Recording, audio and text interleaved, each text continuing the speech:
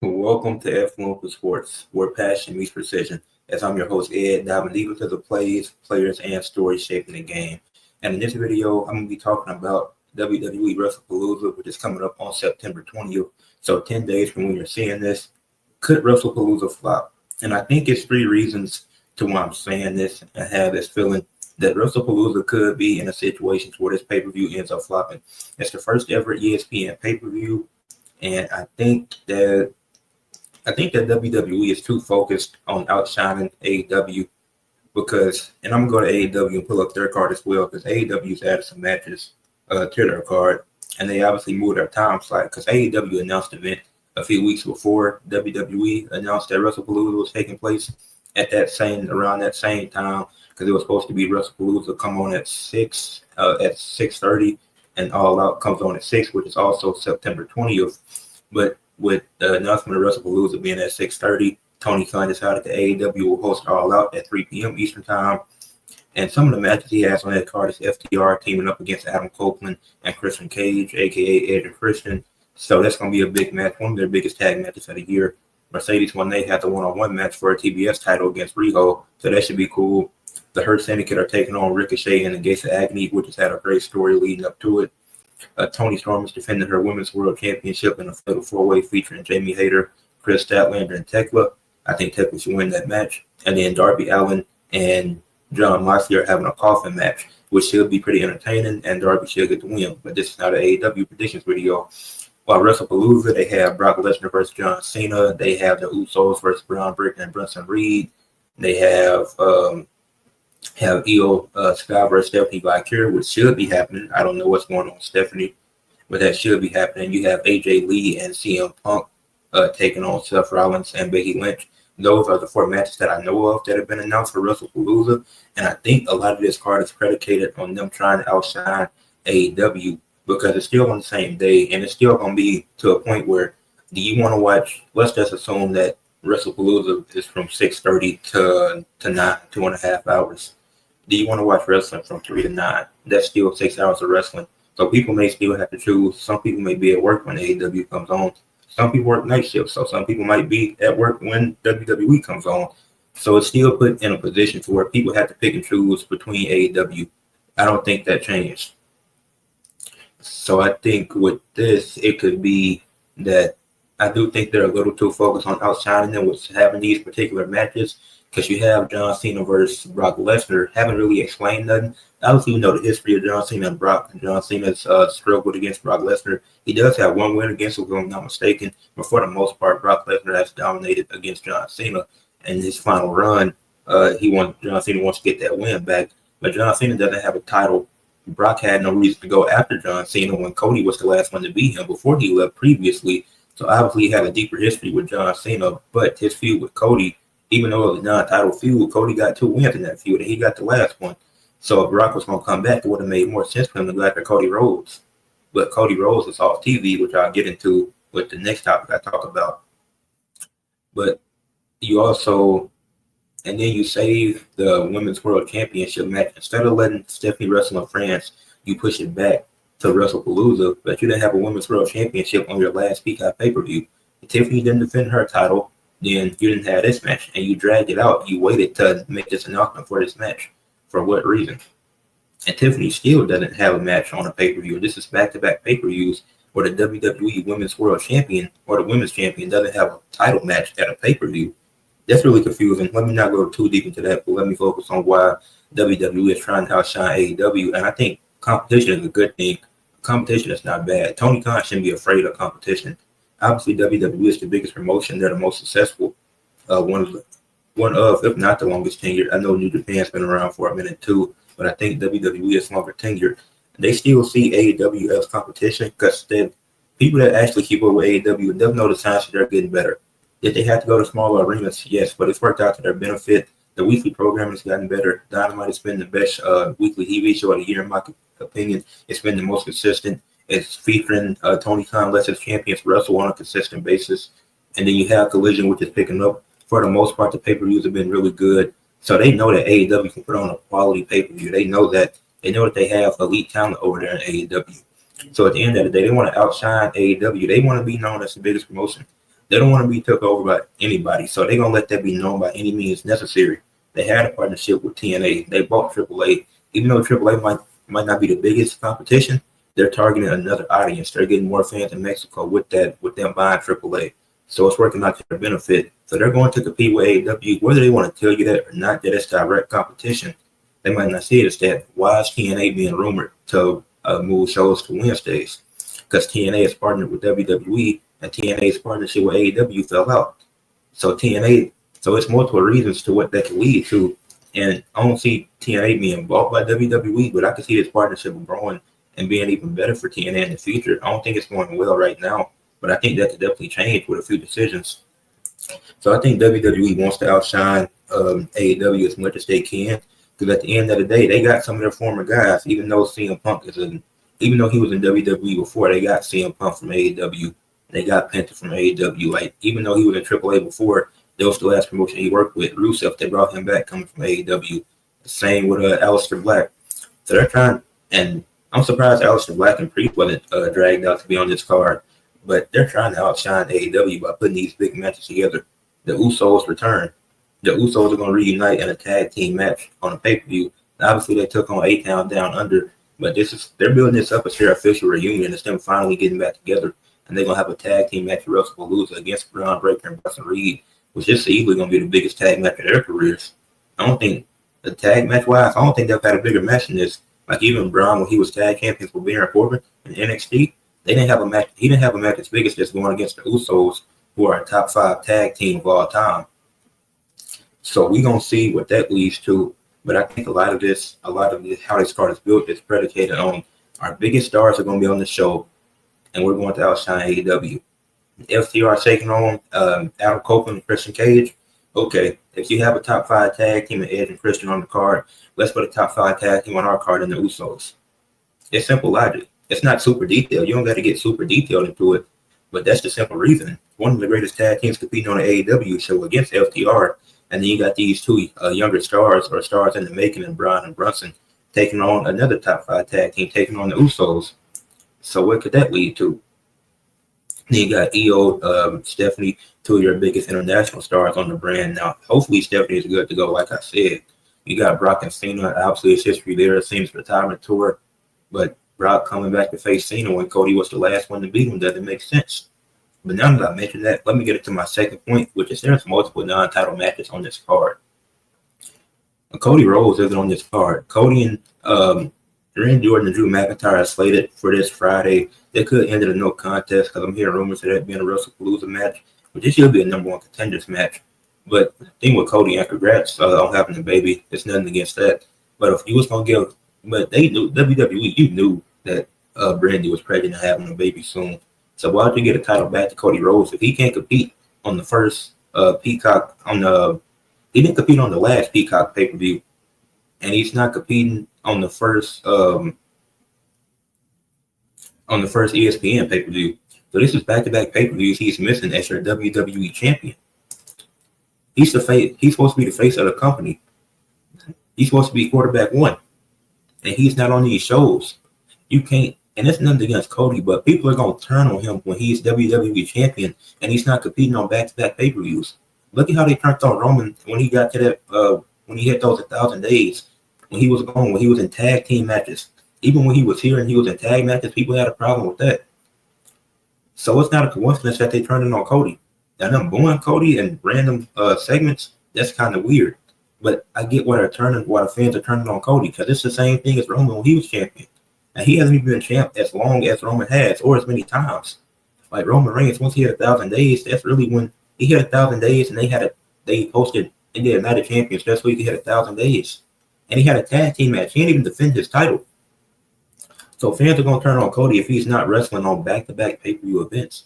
That doesn't make sense. If you should have just let John Cena keep the title if you were gonna do that, because you need your WWE champion on the first ever ESPN pay-per-view. You tell me, then your World Heavyweight Champion is in a tag team match on the first ever pay-per-view, and it better not be a copy of the match that Seth and Becky had against Baron Corbin and Lacey Evans, because it doesn't have a better story than what that match had going into it. So you had these multiple non-title matches. You got the Usos versus Braun Breaker and Bronson Reed, but what does that lead to? If the Division get the win, are they going after the tag titles? If the Usos get the win, are they going after the tag titles? Is the Usos story, they just gonna be more serious now? Is Jay gonna turn heel and Jimmy falls in line with him and turn heel as well? But what is that? So if they lose, is they like this? So you have these non-title matches, which I don't see the purpose or see what it really leads to. Like the Usos, they get to win. Okay, they're a top 5 tag team of all time. They gotta win against the Division. But if the Division gets to win, it's like, what's this do for the Division? They're not going. They haven't made mention of tag gold. Paul Heyman isn't there. Braun Breaker doing head movements. Like, stop all that. We don't need that now. With Paul Heyman not there, you need to be serious. He can get away with that with Paul Heyman when he was doing most of the talking because Paul Heyman was there. But now that he's gone, stop all that. Stop doing all that. We don't need that. Just talk. Just be normal. You're not a fucking dog. But yeah, it's multiple non-title matches, which is really throwing me off because Tiffany Stratton is defending her championship versus Jade on SmackDown. Why the fuck is that not at Wrestlepalooza? This is your first ever ESPN pay-per-view and you're WWE Women's Champion. You're a future of the company. It's not on the fucking card? Are we serious? So you're booking this first ever ESPN pay-per-view to not put Tiffany on there, to not put Jade on there, two of your biggest stars on the SmackDown Women's Division, their rematch from SummerSlam. These women had a SummerSlam match, and the rematch is not on another pay-per-view. You could have had a few weeks to build it. If Nia Jax was serious about getting a title shot, you could have did this SmackDown Nia Jax versus Jade Cargill #1 contenders match for the women's championship. Tiffany Swift on the rope in the match with Jade at SummerSlam, and Nia Jax just beat Lash Legend. You could have did a #1 contenders match. Lash Legend's music could have hit, caused a distraction to Nia Jax. Jade get the win, go on to Wrestlepalooza and take on Tiffany Stratton. Then Lash and Nia had a rematch. Then Lash knotted up 1-1. Then they had a third and final match in the future sometime. Obviously, don't wait too long to do it, but they could have easily booked it like that. And Nia Jax better not interfere on Friday. But your first ever ESPN pay-per-view has multiple non-title matches. Like Seth and Becky's match, that tag match, it's being promoted as a non-title match right now. And I don't see them pulling the trigger on making it for both championships. Because I think that'd be dumb. Because it's not even realistic for AJ Lee to win her first match back and win a championship. That doesn't even seem realistic. And if somebody beats Becky, it got to be in a one-on-one setting, and it has to be a younger star. It has to be a Roxanne Perez or Ivy Now, or somebody of that caliber, or maybe a Kalani Jordan gets a call up in the future or sometime this year at Soul Rook. It has to be somebody like that, a younger talent that's either called up or that's already on the roster that can take on Becky.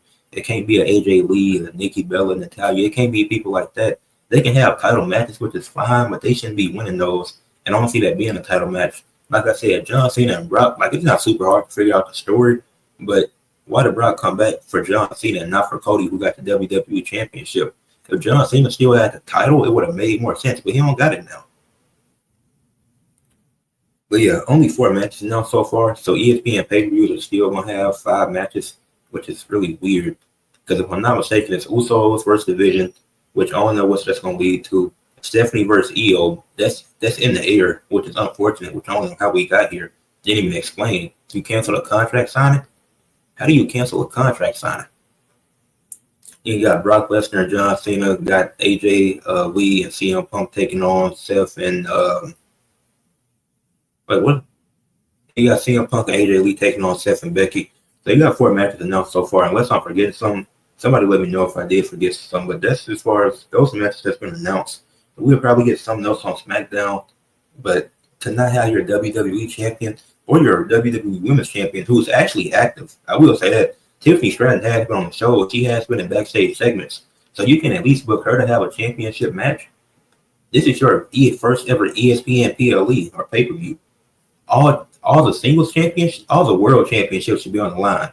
The world heavyweight title, the women's world heavyweight title, the WWE championship, and the WWE women's championship should all be on the line at Wrestlepalooza. It might not be one of the big 4 pay-per-views, but it's the first ever pay-per-view on ESPN. You're supposed to make it feel special. I don't feel special when I hear Usos versus Division, because Division ain't made no mention of going after the tag titles. They haven't. So if they get to win, what does it lead to? Is Braun Breaker still going to be in singles matches? Is he still going to be taking L's for Seth Rollins? Is Bronson Reed still going to be interfering in matches? giving out tsunamis after the fact that he already lost the match. These matches don't really get me hype about the pay-per-view. And then the last thing I want to talk about is Pat McAfee's return. I know Wade Barrett is on his leave right now. He's on vacation. But shout out to Wade Barrett. Y'all have made up rumors about him having heat with Nikki Bella and him being let go of this or that. Y'all are weird. Y'all are really weird. Shout out to Wade Barrett. Hope he enjoys his vacation. But Pat McAfee's return, it's kind of weird because it's in football season now. So why would Pat McAfee return now? Especially after the win his coach just got. Maybe it's just a one-time thing. It might just be a one-off. He might be back after the Super Bowl or around that time because it's football season now. And Pat McAfee still got his football thing. So I don't, like if he returned in a Royal Rumble, that'd make more sense. I know it's in Indianapolis, so it might just be a one-time appearance. But I don't think WWE needs Pat McAfee back. I know some people find him entertaining, but he's not a good commentator. Just because you're entertaining doesn't make you good. You can be entertaining, but not be good at what you do. And that's what, like Pat McAfee, he's entertaining, but he's also a good football commentator. When he's giving his analysts on his podcast talking about football, he does a great job with that. But as far as WWE goes, it's like Corey Graves. He does a much better job than Pat McAfee, in my opinion. Michael Cole, despite how much he botches nowadays on commentary, he's still better than than Pat McAfee. The same with Wade Barrett. Pat McAfee is better than Joe Tessitore. I'd love to see Joe Tessitore off TV and see him back at ESPN. But Pat McAfee, when it comes down to it, I don't think he's one of the best commentators in WWE. I know he gets a lot of hype because of the energy he brings, but he isn't bringing much more than that. Like Pat McAfee, I don't think WWE needs him back in a full-time role. Like, if he just keeps doing this part-time thing, where it's like he's here for a few months to go all the way for football season, I ain't even mad at it. But I just think he's coming back just because it's in Indianapolis, but he don't need he don't need to be back at all. He might come back part-time in the summer, probably after football season, more than likely. But yeah, if he keeps doing this, and even this little part-time thing, it's kind of getting annoying. Like, he should be in NXT learning next to even Booker T as well. Booker T, Vic Dose, that entire NXT commentary team is better than Pat McAfee. So how are those guys in NXT with Pat McAfee? He gets to go back and forth. He gets to be on the main roster. If he's going back and forth just consistently, he should be on NXT. Bring some hype to NXT. Pat McAfee has a big name. So if WWE is smart about this, you would put him. You would keep Corey Graves on the main roster, and then have Pat McAfee when he come back in his part-time role after the Super Bowl. Have him on NXT. Bring some more eyes to NXT. He got a big name. He got a big following within the football community and the sports community in general, because he knows wrestling at least a little bit to be doing commentary. So have him on NXT to bring up viewership for NXT. You obviously look at NXT as it's above Evolve, so I would assume that Evolve is a new developmental brand. You don't treat NXT like it's developmental anymore. There's people having multiple championship reigns and people trying to get more championships after already having reigns as champions. Trick Williams trying to become a 3-time NXT champion. So that's not developmental no more. Not with the way it's being booked. So have Pat McAfee go down there for a little bit once he come back from his from football season and have him do his thing on NXT. That'll bring NXT got the hype and the energy. They've been the best booked WWE show this year. So have him down there bringing some hype to the show and bringing up their viewership. And then eventually in the future, you can do shows that's not Performance Center. You can obviously do a special event sometimes, like in Philadelphia or in Madison Square Garden, but you can get more of that with Pat McAfee's name down there and bringing a much larger following to what you're doing. So WWE, you need to capitalize and put Pat McAfee on NXT, and that would do wonders for NXT, in my opinion. But these are my thoughts on Wrestlepalooza. I do think it could flop. I hope it doesn't. I hope it's a great pay-per-view, but I think it's a real possibility that it could flop based off these 3 reasons. But leave a like, subscribe to the channel, a comment on the video, and share for others to see.